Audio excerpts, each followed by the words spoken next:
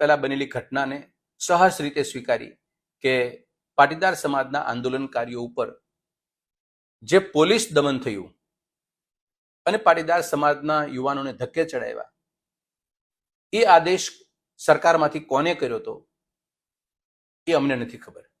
બદકિસ્મતી અને રાજનીતિની કરુણતા જુઓ, 10 વર્ષ પછી પણ આ પ્રશ્ન હજી લોક એન્ડ કી કન્ડિશનમાં પડેલો છે. ભારતીય જનતા પાર્ટીની સરકારના નેતાઓ એક બાજુ એમ બોલે છે પાટીદાર સમાજ અને ભાજપ એ નાડી નાભીના સંબંધમાં બેઠો છે. ગુજરાત સરકારના પ્રથમ 3 અગત્યના અને મહત્વના પદો ઉપર પાટીદાર સમાજના આગેવાનો બેઠેલા છે અને છતાં પણ એ સરકારની અંદર પોલીસને હુકમ કોને કર્યો અને પોલીસ પાટીદારો ઉપર દમન કરતી રહી, 10-10 લોકોના જીવ લેતી રહી. આનાથી મોટી પાટીદાર સમાજની રાજકીય પ્રભુત્વ ક્યારે બનવાનું નથી. અને આવા મજબૂત રાજકીય પ્રભુત્વ વચ્ચે પાટીદાર સમાજ ગુજરાતનો ધોકા ખાતો હતો. આ ઇતિહાસ ઉપર લખાઈ. ભાજપાના સક્રિય રીતે નેતાગીરી કરતા લોકોને વિનંતી છે, એક સવાલ તો કરી આવો દિલ્હી જઈને. લોકશાહીમાં કોઈ પણ સમાજ ઉપર દબાણ થાય એ યોગ્ય નથી. નાયબ મુખ્યમંત્રી નીતિનભાઈ પટેલ એમનું એક તાજેતરમાં નિવેદન આવ્યું છે કે આ આદેશ કોને કર્યો. મુખ્યમંત્રી આનંદીબેન પટેલ એમને પણ ખબર નથી. બંને પાટીદારો હોવા છતાં, બંને ટોપ નેતૃત્વ હોવા છતાં એમને ખબર નથી, ગૃહમંત્રીને ખબર નથી. મારે એક નીતિન કાકાને એક થોડીક માર્મિક ટકોર કરવી છે કે કાકા, આ 2 મહિના પહેલા જો તમે કર્યું હોત ને તો અમારે અહીંયા બાબા આવ્યા હતા સનાતની, અને બીજેપીના એક ખરેખર એક એના હિતેચ્છુ હતા. તો બાબાને કહેત ને આપણે ચિઠ્ઠી કાઢતા હતા ની બાગેશ્વર બાબા પાસે ચિઠ્ઠી નખાવો. બીજું તો તમારાથી કે આનંદીબેનથી કે અત્યારે 40-50 ધારાસભ્યો કે જે સાંસદો છે ને એ નપુસકની ભાવનામાં છે. એ કોઈ કઈ કરી નહીં કે એકની તાકાત નથી બોલવામાં કે કઈ.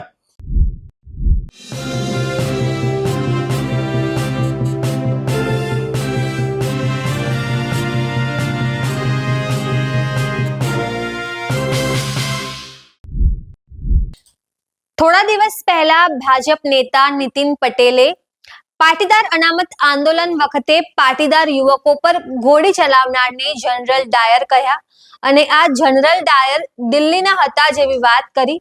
તેમણે એમ પણ કહ્યું કે જનરલ ડાયરને હજી સુધી હું નથી ઓળખી શક્યો. આ આખી ઘટના બાદ આપ નેતા ગોપાલ ઇટાલિયાએ પણ પ્રેસ કોન્ફરન્સ કરી. તેમણે સરકારને સવાલ કર્યા કે આખરે આ જનરલ ડાયર કોણ છે અને કેમ દિલ્હીથી જનરલ ડાયર ગુજરાતની સરકાર ચલાવે છે. તો હવે તમામ પાટીદાર નેતાઓ મેદાને આવી રહ્યા છે. કોંગ્રેસના પાટીદાર નેતાઓ પણ આ જનરલ ડાયર કોણ છે જેવા સવાલો પૂછી રહ્યા છે. તો સાથે સાથે આનંદીબેન પટેલ પોતે મુખ્યમંત્રી હતા, નીતિન પટેલ ઉપમુખ્યમંત્રી હતા, એટલે કે પાટીદારોની સરકારમાં જ પાટીદાર યુવકો ઉપર ગોળી મરાવાઈ છે અને પછી પાટીદાર મુખ્યમંત્રીને તેમના પદ પરથી હટાવાઈ છે. તો આવા ષડયંત્રો કરનાર આખરે કોણ છે જેવા સવાલો પૂછી રહ્યા છે. નમસ્કાર, હું છું ચંદ્રિકા, પુત્ર નિરાલી મહેરિયા. તો આ જ મુદ્દે કોંગ્રેસ નેતા મનહર પટેલ અને આપના નેતાઓએ પણ સવાલ પૂછ્યા છે. તો આવો સાંભળીએ તેમણે શું કહ્યું. એબીપી અસ્મિતાના પ્લેટફોર્મ ઉપર ભાજપાના દિગ્ગજ નેતા અને પૂર્વ નાયબ મુખ્યમંત્રી શ્રીમાન નીતિનભાઈ પટેલે પોતે 10 વર્ષ પહેલા બનેલી ઘટનાને સહજ રીતે સ્વીકારી કે પાટીદાર સમાજના આંદોલનકારીઓ ઉપર જે પોલીસ દમન થયું અને પાટીદાર સમાજના યુવાનોને ધક્કે ચડાવ્યા, એ આદેશ સરકારમાંથી કોને કર્યો હતો એ અમને નથી ખબર. એને ચિંતા વ્યક્ત કરતા એ પણ કીધું કે મુખ્યમંત્રી આનંદીબેન પટેલ પણ ચિંતા કરતા હતા કે આ આદેશ કોને કર્યો એ મને પણ ખબર નથી. બદકિસ્મતી અને રાજનીતિની કરુણતા જુઓ, 10 વર્ષ પછી પણ આ પ્રશ્ન હજી લોક એન્ડ કી કન્ડિશનમાં પડેલો છે. ભારતીય જનતા પાર્ટીની સરકારના નેતાઓ એક બાજુ એમ બોલે છે પાટીદાર સમાજ અને ભાજપ એ નાડી નાભીના સંબંધમાં બેઠો છે. ભારતીય જનતા પાર્ટીની સરકારમાં ભાજપાના પ્રદેશ પ્રમુખ એ પાટીદાર હતા, ભાજપા સરકારના મુખ્યમંત્રી એ પણ પાટીદાર હતા, અને ભાજપા સરકારના ગૃહમંત્રી એ પણ પાટીદાર હતા. ગુજરાત સરકારના પ્રથમ 3 અગત્યના અને મહત્વના પદો ઉપર પાટીદાર સમાજના આગેવાનો બેઠેલા છે, અને છતાં પણ એ સરકારની અંદર પોલીસને હુકમ કોને કર્યો અને પોલીસ પાટીદારો ઉપર દમન કરતી રહી, 10 લોકોના જીવ લેતી રહી, છતાં પણ કોઈને ખબર નથી. પાટીદાર સમાજના સમર્થકો અને આજની તારીખે રાજનીતિ કરતા આગેવાનો ઉપર આ તમાચો છે. આનાથી મોટી પાટીદાર સમાજની રાજકીય પ્રભુત્વ ક્યારે બનવાનું નથી, અને આવા મજબૂત રાજકીય પ્રભુત્વ વચ્ચે પાટીદાર સમાજ ગુજરાતનો ધોકા ખાતો હતો. આ ઇતિહાસ ઉપર લખાઈ ગયું, અને આનો નિચોડ અને નિષ્કર્ષ તો એ નીકળ્યો કે પાટીદાર સમાજના લોકોને ધોકા મારીને મુખ્યમંત્રી પદ છીનવી લીધું. આ કરનાર છે કોણ? આ કારસ્તાન કોનું? આનો માસ્ટર માઇન્ડ કોણ? રાજનીતિમાં છો તો વિચારી શકાયું છે કે આનો માસ્ટર માઇન્ડ કોણ છે. કાલ તો એવું બનશે કે પાટીદાર સમાજને અત્યારે ધોકા મારવાનું શરૂ કરી દો 2026માં, એટલે ભૂપેન્દ્રભાઈ પટેલ નામના મુખ્યમંત્રીનું પદ પણ એને છીનવી લ્યો. એટલે પાટીદાર સમાજને ધોકા મારો, એના પદ છીનવો. પાટીદાર સમાજને ધોકા મારો, એને મહત્વના પદ ઉપરથી હટાવો. ભાજપાની સરકારના શિરમોર નેતાઓએ તો પાટીદાર સમાજનું પોસ્ટમોર્ટમ કરી નાખેલું છે. એ તમામ પ્રકારના ગણિત પાટીદાર સમાજના એમની પાસે છે. સવાલ અહીંયા એ છે કે આજે પાટીદાર સમાજની ચર્ચા છે, કાલ કોઈ અન્ય સમાજની ચર્ચા થશે. પ્રભુત્વ તમારું બન્યું એટલે તમને ધોકા પડવાના, પ્રભુત્વ તમારું બન્યું એટલે પદથી ભ્રષ્ટ કરવાના. આ લોકોની રમત વર્તમાન સ્થિતિ શિરમોર કન્ડિશને છે. એટલે ભાજપાના સક્રિય રીતે નેતાગીરી કરતા લોકોને વિનંતી છે, એક સવાલ તો કરી આવો દિલ્હી જઈને કે 25મી ઓગસ્ટ 2015ના રોજ અમારા સમાજને ધોકા મારવાનો હુકમ કોને કર્યો હતો? આટલી હિંમત તો કરો, આટલી હિંમત તો કરો. અફીણી ઘેનમાંથી બહાર નીકળી અને ઘોર નિંદ્રાનીમાંથી બહાર નીકળી આ હિંમત કરો અને સાચા પાટીદાર તરીકેનું તમારું કૌતુક બતાવો. નમસ્કાર, હું શિવલાલ બારસિયા. પાટીદાર અનામત આંદોલન વખતે જે સરકાર દ્વારા જે દમન કરવામાં આવ્યું, એ લોકશાહીમાં કોઈ પણ સમાજ ઉપર દબાણ થાય એ યોગ્ય નથી. આ અંગે પૂર્વ નાયબ મુખ્યમંત્રી નીતિનભાઈ પટેલ એમનું એક તાજેતરમાં નિવેદન આવ્યું છે કે આ આદેશ કોને કર્યો.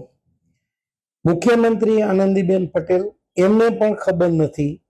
બંને પાટીદારો હોવા છતાં, બંને ટોપ નેતૃત્વ હોવા છતાં એમને ખબર નથી, ગૃહમંત્રીને ખબર નથી.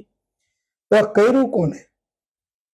હું સમાજના તમામ ભાઈઓ બહેનો વડીલો ને 2 હાથ જોડીને વિનંતી સાથે મારી વાત કરું છું કે આ આપણા આટલા ધારાસભ્યો, આટલા સાંસદો હોવા છતાં આપણે ચૂકેચા કરી શકતા નથી. આખું ગુજરાત જાણે છે કે ભારતીય જનતા પાર્ટીમાં નીતિન કાકાને ખબર નથી, આનંદીબેનને ખબર નથી, કોઈને ખબર નથી. તો હલાવે છે કોણ? જેમ અત્યારે રિમોટ ઉપર હાલે એમ ત્યારે પણ હાલતું હતું. તો વાહે 2 જ વ્યક્તિ વધ્યા છે. એક વધ્યા છે અમિતભાઈ શાહ અને બીજા વધ્યા છે નરેન્દ્રભાઈ મોદી. આ સિવાય ત્રીજું તો કોઈ છે જ નહીં. અને આ આવી બધી પ્રવૃત્તિઓથી ટેવાયેલી વ્યક્તિઓ છે. ખાસ કરીને 2002ના રમખાણોમાં બાદશાહે ગુજરાતમાં આવીને એમ કીધું કે રાજ ધર્મ બજાવવામાં આપણે નિષ્ફળ ગયા છે.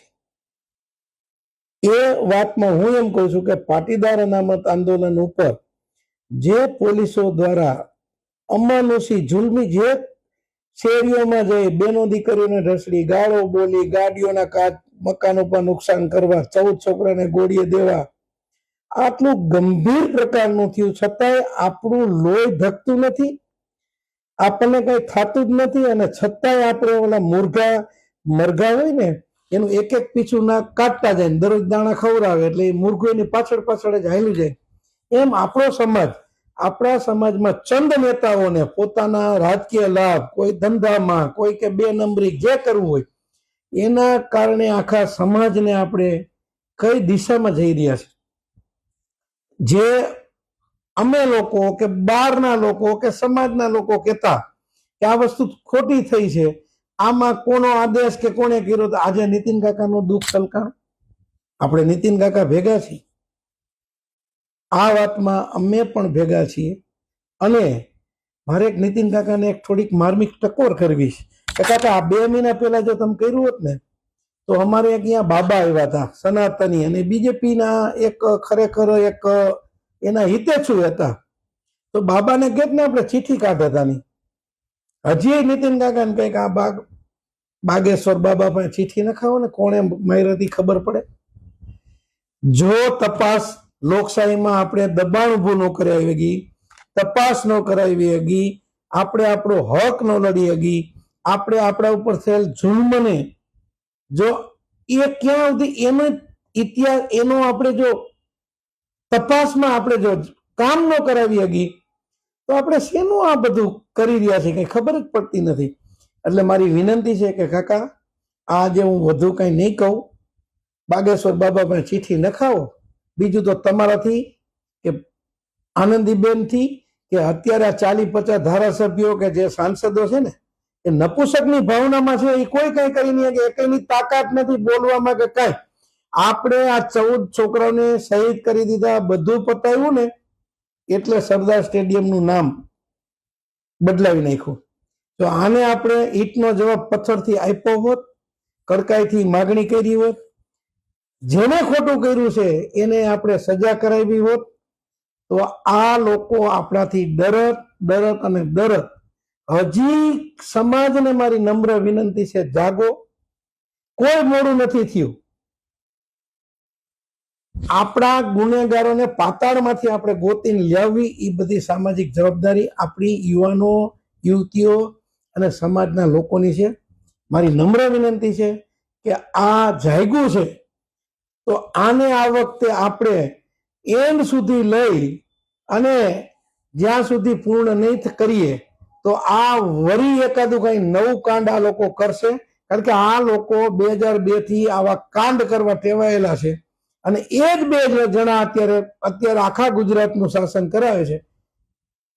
કોઈનાથી તલાટીની બદલી થઈ શકતી નથી દિલ્હીના આદેશ સિવાય.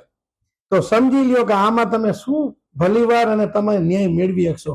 ન્યાય મેળવવા માટે લોકશાહી ઢબે, લોકશાહીની અનુરૂપ આપણે આપણી માગણી, ડિમાન્ડ અને આપણે રિસાતા કે માગતા શીખવું જોશે.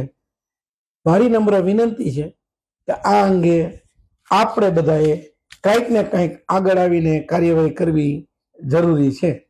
જય હિન્દ, જય ભારત. તો જેમ તમે મનહર પટેલ, શિવલાલ બારસિયાની વાત સાંભળી હશે, તમે આ વિશે શું વિચારો છો અમને જરૂરથી કમેન્ટ કરીને જણાવશો. અત્યાર માટે બસ આટલું જ. ધન્યવાદ.